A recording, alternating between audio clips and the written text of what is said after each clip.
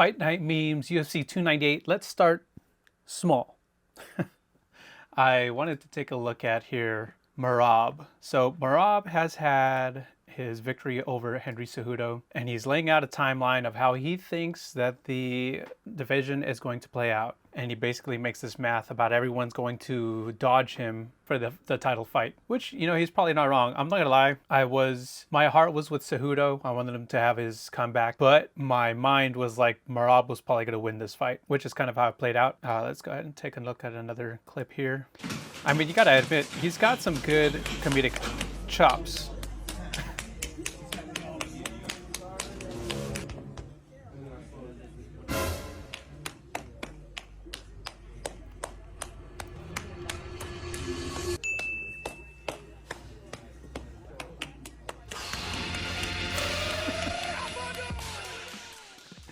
I don't know if I can play that on YouTube without getting copyright strikes. The music at least, you know, but... But yeah, he's a funny guy. He's got a good sense of humor. So congrats to Merab, even though I was, you know, I was rooting for Henry Cejudo, but in my mind I was like, it's too...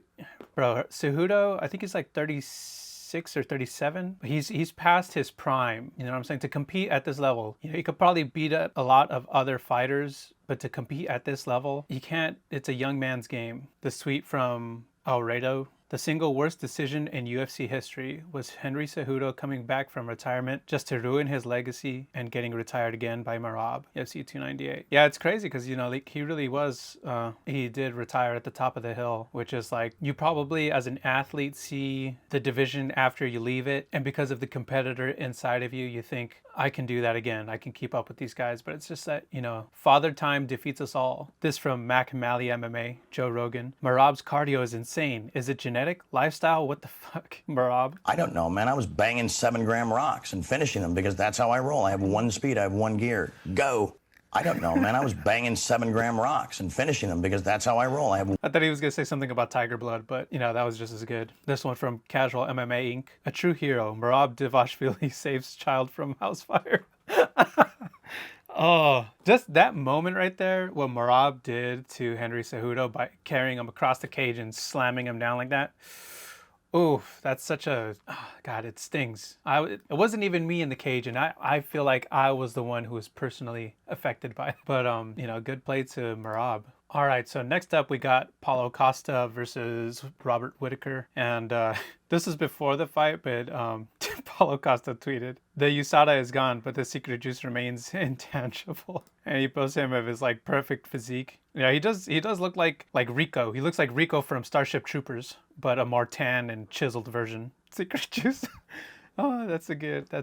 This from Cosmic MMA on Instagram. Paulo Costa walking away as Robert Whittaker dives for him pulling out. It's, you know, at some point, Paulo Costa was going to have to get back in that ring. So, you know, we must applaud him for getting back in there. This spinning heel kick right here was amazing. And it's also amazing that Robert Whittaker actually survived this. Look at all of this torque right here, just turning right into the kick. And Robert Whittaker he sees it coming and bang. Oh. It's like I felt dazed just watching him. And when you see him kind of like, he has like the wobble in his legs, you start to see him lose his composure. Look at him. He just is like no kind of you know, like his legs gave out, just no more stability. But he stayed standing though. I'll give him that. That's crazy to get hit like that and stay standing and exchange. That's pretty amazing. And Robert Whittaker ended up winning the fight anyways. He came back from it. This is an alternate angle from the crowd, and so we'll see how Whittaker takes it from the other side. Bang, man. And then look at again that, just the wobble, just the losing the legs, but still staying standing and trading fists. That's pretty amazing, to be honest. Most people, that would have been lights out. The kick alone would have been lights out. But not only that, to be able to still be able to exchange fists after getting rocked like that, that was crazy. I think everyone was expecting this next fight to be a fight that we would all be talking about this week because of who's involved and some of the beef behind the backstory of Ian Garry versus Geoff Neal. We were hoping that, Geoff Neal would actually be motivated to go out there and put the smackdown on Ian Garry, which he even said during one of the Paris conferences. He said when they were facing off, like, thank you for making the shirt. It motivated me. So it sounded like Geoff Neal was going to go in there and throw hands, which he still did. But I think it's not really what we were hoping for on both Geoff Neal and Ian Garry, because I've said before, Ian Garry, he's a good fighter. It's just that no one likes him. I don't like him. No one likes Ian Garry. Well, no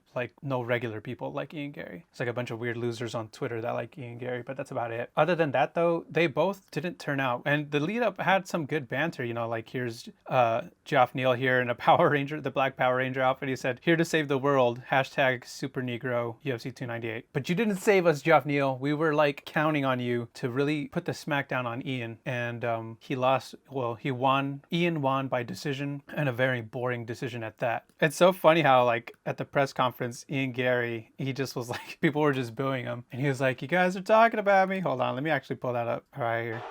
"Every single one of you is talking about me. Every single one of you is here to see me. I'm going to get my hand raised Saturday night, and I'm going to silence every single one of you." So that's what he said at the press conference. And then, like, this meme, someone made this. This guy, Corner Burks on Twitter, posted this meme. Ian Garry at the 298 press conference, despite not being in the main event or the co-main event. This whole thing, all of this, it's all about me. This. He really does think it's all about him. He thinks that because people are talking shit about him, that it's like about, like, that everyone wants to see him. It's not, God, the delusion. It says, this guy by Knuckles Stan. This is before the fight, obviously. Yeah, Ian's fate is sealed. And then it's got Geoff Neal looking like Blade, and then Ian Garry looking like that Reaper. This other guy, Edwards SZN, posted an update on the whereabouts of Ian Garry's wife during the press conference. She's over here doming Geoff Neal out. Terrence McKenney on Twitter tweets, "You think Ian's nutritionalist is going to be in his corner like Ian is for him?" Oh, the cuck jokes are just so strong with this guy. And then during the fight, they kept on dabbing each other up. Ian Garry and Geoff Neal after every punch. That's from MMA Marcus on Twitter. This right here, this was one of the people's moments right here with Paulo Costa. How we all really felt during the press conference is Ian Garry's just getting booed the whole time. And so he decides, I'm going to flip off the audience. That'll really show him. And Paulo Costa is also like, Paulo Costa represented all of us for that press conference at this very moment. We was just like, okay, fool, get over yourself. Like, get the fuck out of here. To throw a comparison in here, as far as Geoff Neal versus Wonderboy, like, this is the kind of fight I think we were all expecting to see this past weekend. So here's Geoff Neal versus Wonderboy Thompson, slugging away. And Geoff Neal, he's got really good footwork. It's crazy how Joe Rogan was saying that, let me pause this for a second because copyright strike issues. But yeah, Geoff Neal was floating around like he was on cloud nine with his footwork. And Ian Garry was like cutting angles in a way, but he was like running away, circling around the cage, but it wasn't really like beautiful footwork. And it was weird because Joe Rogan was like, wow, that footwork is so good. And it's like, are you not looking at Geoff Neal's footwork in there? Obviously, this is Wonderboy versus Geoff Neal. But what I'm saying is that this was a much more of a fight than they had with Ian Garry and Geoff Neal. Yeah, just the exchanges back and forth between those two guys. But yeah, I think at this point, I don't know what is going to have to happen for Ian Garry to gain fan support back. One idea I had for future Ian Garry fights is to support the merch of his opponent. So whoever Ian Garry fights next, buy merch of the opponent, because he swears like he's the draw. But it'd be so funny to troll Ian Garry and just buy merch of his next opponent. I think, was it Sean Brady? Yeah, so right here on Instagram, well, it's posted on Twitter, but from Instagram, Sean Brady's story, according to MMA Orbit, Ian Machado Garry on fighting Sean Brady next. We have the same management. I don't think Sean Brady's an interesting fight at all. I actually don't rate him in any way, shape, or form. There's far bigger matchups in the division that are more dangerous. And then Sean Brady responds to that quote with, doesn't interest me at all, aka I want to find someone who won't who I won't get ragdolled by. Now, okay, seeing this, I actually am not familiar with Sean Brady, so I can't speak on what kind of how the fight would play out. I've seen Ian Garry fight. He is good. He's just unlikable. No one gives a shit about him. But Sean Brady, it's crazy because, okay, Ian Garry, let's say if Ian Garry does get the fight with Sean Brady, like if somehow the UFC is like, you know what, that's the fight to make. Because Ian Garry is calling out Colby Covington. Covington's calling out Wonderboy. Sean Brady's calling out Ian Garry, and Ian Garry is trying to duck Sean Brady. So let's say whoever he fights, if he fights Sean Brady or Colby Covington or Shavkat or Wonderboy, whoever it is that Ian Garry fights next, I think it would just be a good troll, some 4chan Reddit type stuff, if we just bought the merch of the opposing opponent, that Ian Garry would fight next, just as a troll, and then show up. Doesn't matter. I mean, Ian Garry's probably going to win, but still, just to show how much support that he doesn't have, it'd be funny to just buy the merch of the opponent and troll on him. Anyways, I'll try to push for that when the fight comes around. And then this right here, we got Diana Belbita posting, just helping you guys forget that Gary won. And then she added Mackenzie Dern. And then we just got like this perfect heart-shaped eye candy. And then Diana Belbita follows up after Mackenzie Dern's fight. She says, the conclusion after this fight, it's time for me to get thick, with a little peach emoji. This person right here says, Tyler Thunderstorm on Twitter says, Lemo's acting like it's the end of the world if Dern mounts her. Come on. Some of us would kill to be in your position. This one on Twitter, RPSN MMA. Just how ass is Mackenzie Dern's stand-up? And then they posted a picture of her with Over Dogs podcast on Twitter says, Mike Beltran watching Mackenzie Dern getting bombed on. That's the meme of the SpongeBob fish, but he's got like a boner through his shorts. Oh, this is Bobby Green right here speaking at the weigh-ins on behalf of all of us. Dern hasn't had ice cream in a while. She looks fantastic. Jeez. Wow. Dern hasn't had ice cream in.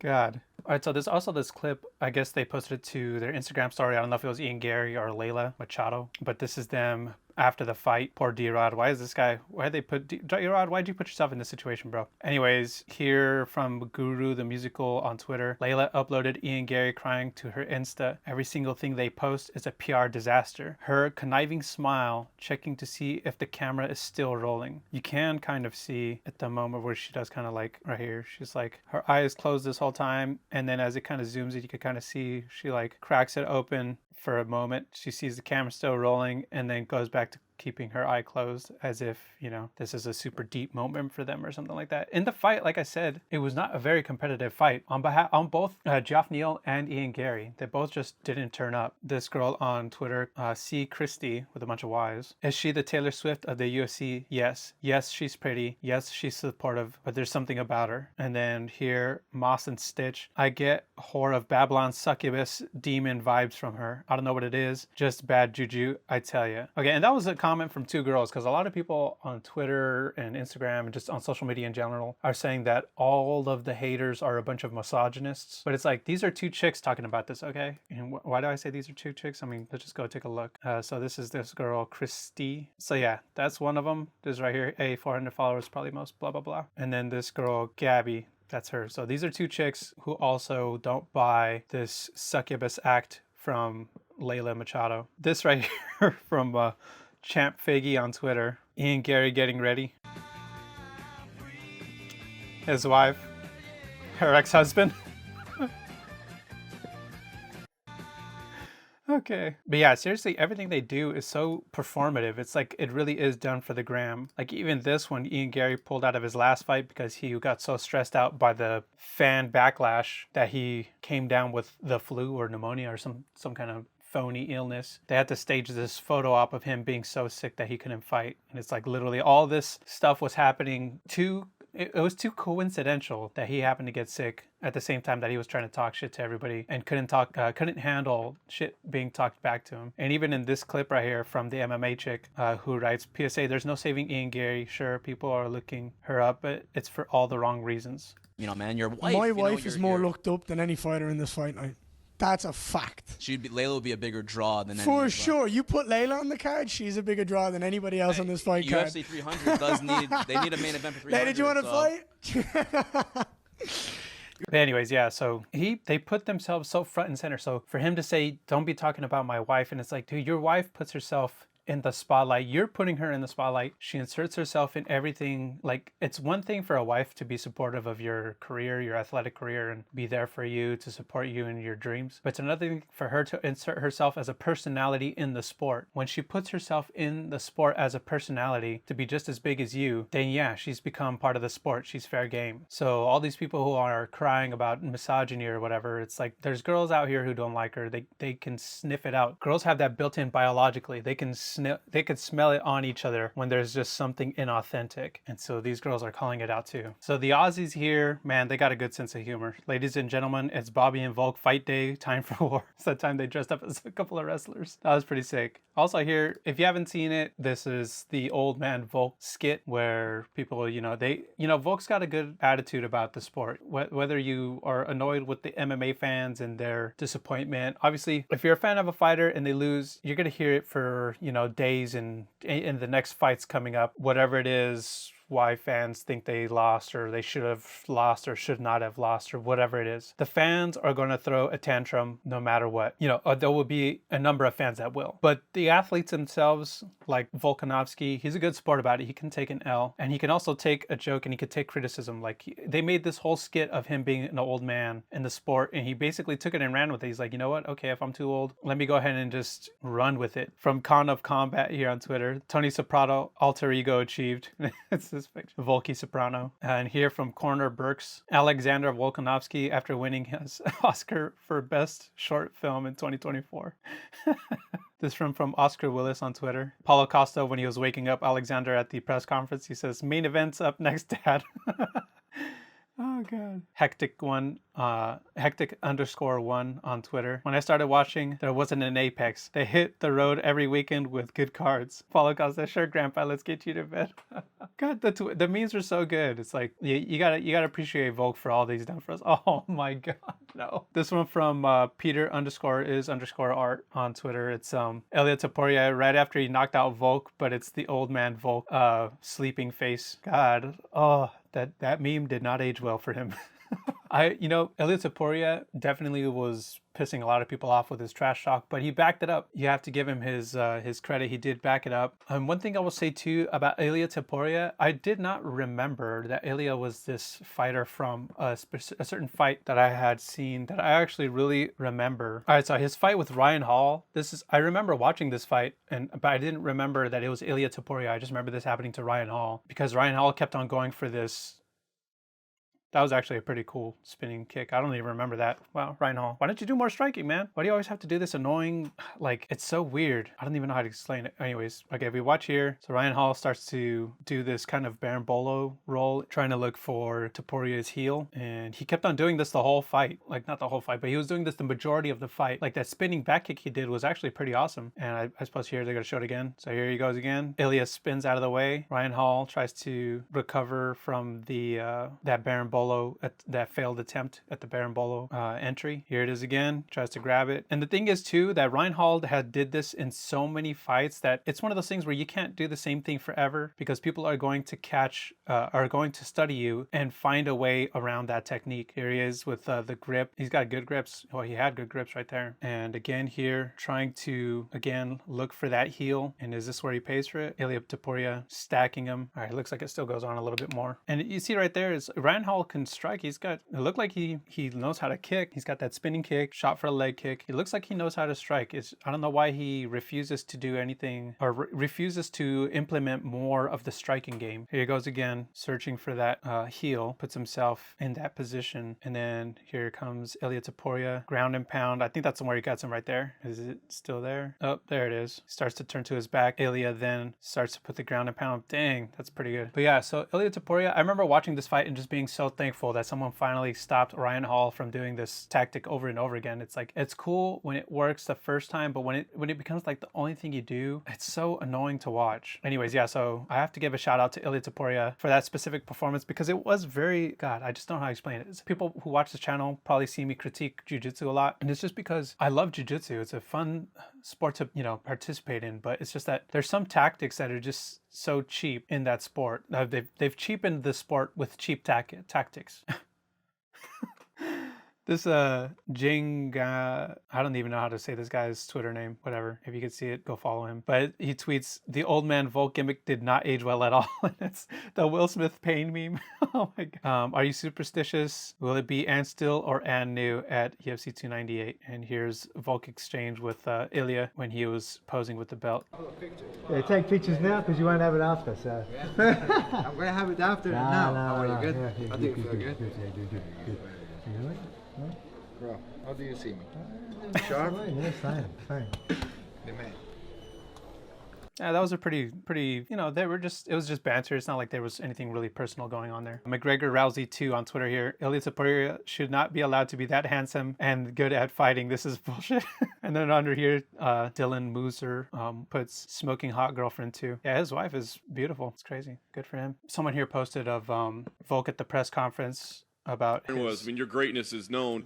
Is he turning around too fast, right? There was the knockout 4 months ago. Is there a physical element? Is there something that's going to make that shot? Do you think that factor? You can't take anything away from Topuria. If he puts a hand on you like that, like, you're going to go down. Like, I don't care how, you know, that's just that. Like, I mean, that was a clean right hand, you know, and I think no matter who you are, like, you let one of those land on your chin while you're caught there, you're probably going down. Don't let him catch you. That's what that was, you know what I mean? So he caught me, so I won't take nothing away from him. You know what I mean? I'm not going to sit there and say it was this or was that. But yeah, so like I said, the MMA fans, obviously, when their favorite fighter loses, they're going to be pissed. So yeah, it's going to be annoying to have to hear fans, you know, upset. That's with any sport in general. When a team loses or an athlete loses, their supporters are going to be upset, and you're going to hear more from them. And there's certain athletes who are good sports about it. Right there, Volk. That's Volk giving credit to Ilia Topuria, and he is just all around. He's just a good guy about the sport. You know, you can't hate on Volk. You can hate on the fan base, but you can't hate on him. He's a pretty good sport about it. He does not take credit away from his opponents.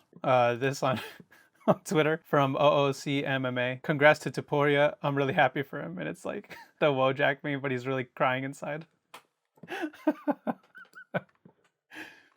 Again from OOC MMA. UFC fighters, please, can we stop with this for fuck's sake? And it's when they have like celebrities in their corner. So they got right here is David Goggins, Jack Black, and then Mark Zuckerberg. Mark Zuckerberg really is just a curse to the sport. I cannot stand that he's just in this world. I just hate this lizard person from Censored Men. I thought this was what humans do. And it's just Mark Zuckerberg just awkwardly just, what is he doing? He's just like, he's like Ricky Bobby. He doesn't know what to do with his hands. He's like trying to grab stuff and he's just missing it, just missing the mark every single time. From MMA Underdogs, me after hitting the joint at the party and instantly becoming socially retarded. Oh my God. It's so good. It still fits. This one from East Village Guy, when the edible hits and you're still going through TSA. Oh God. Right here from Incel_MMA. Is the metaverse frying this dude's corneas? God, look at his eyes. His eyes really are just fried from that being in the metaverse. Dag Nasty over here calling out the Zuck. So I see Mark Zuckerberg out there at the UFC events last night.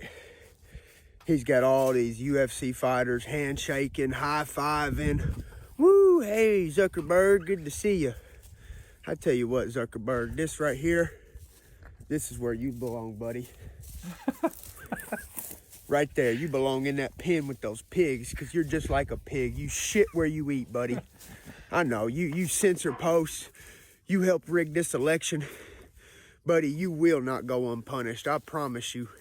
Those bunkers you're building in Hawaii will not save you from the wrath of God. It will descend upon you quickly when it does. I'm not fooled. I'm never going to shake your hand. I'm never going to be cool with you. I know what y'all did to this country. I know what y'all did to this country. Diesel used to be $2 a gallon, buddy. Y'all take our freedoms every day. Every day you step on us. You censor our posts. You rig elections. All of y'all are a bunch of pigs to me. And if you come over here to hang out with me, buddy, you just going to be hanging out in a pig pen, because that's what y'all are to me. Bunch of spineless cowards. And I'll have nothing of it. And I'll kiss no man's ass that don't deserve it. So Anyways, yeah. So I'm gonna have to take Bryce's. For the most part, I think me and Bryce are on the same page about Zuckerberg, especially with censorship and sponsoring the fortification, is what I will call it, of the election. But yeah, so I just hate Mark Zuckerberg for that and just so many other reasons. The guy is just such a weirdo. He really is just like a shape-shifting lizard who got stuck in that Mark Zuckerberg shell. Anyways, but yeah, another thing here from Kawabunga on Twitter. Never forget that Hasbulla was the first to break Volkanovski's chin before Islam and Ilia. Let's take a look at this.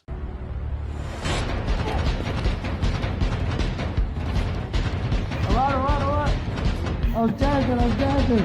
Dang, with the elbow. Dang, he's just hitting him with the elbow, the knee.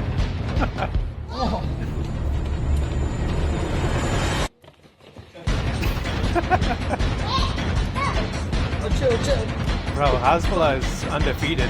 All right, so we know the real source of Volkanovski's downfall now. It's thanks to Hasbulla, stupid midget. Anyways, to close on this episode, I did want to highlight a couple moments from one championship, which I know, okay, I get it. Yeah, they're not the UFC. They're not as big. They don't have the same marketing. They don't have as good marketing. They don't have as many personalities in the sport. I mean, I'm talking about personalities versus athletes, okay? Obviously, they have a lot of athletes, but personalities. The UFC has more personality than one championship, which is why the UFC is going to be on top for a long time until these other organizations can really take their athletes and turn them into or help them become bigger personalities so that the sport will grow. But I want to take a look here at this clip because during the Ian Garry and the Geoff Neal fight, I've seen people on Twitter complaining about the clinching. And when people clinch, they think, oh, okay, it's going to get boring. It's boring when people get into the clinch. But that's just not true. People who know how to fight in the clinch will show you why clinching is not bad. So here, right here, throwing knees, elbows. Look,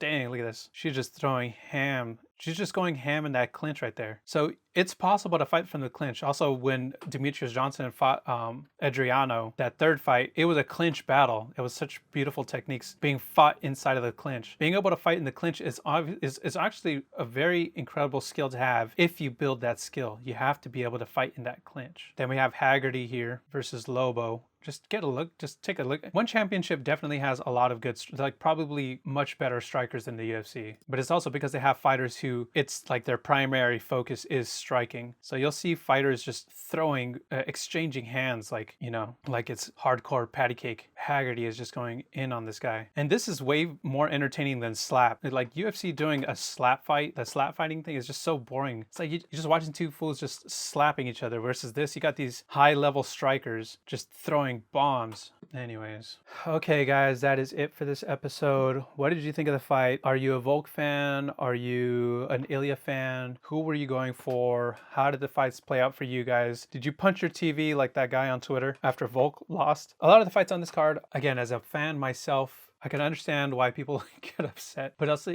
it's just, you got to realize that the athletes themselves are not responsible for how the fans react. If you are a fan of an athlete and you blow up because that athlete lost, that athlete did not command you to lose your cool after taking an L. So, but at the same time, if you're a fan and you get pissed off, I don't think there should be anything against fans just being pissed off about their athlete losing or, you know, whatever it is. The reaction is something that no one should be stopping. Because I'm over here seeing people just complaining about the fan reactions on Twitter when it's just like, look, if it's your guy, you can celebrate when it's your guy. If it's your guy who loses, you also, you know, whatever, be mad about it. But whatever. Until the next episode, see you guys.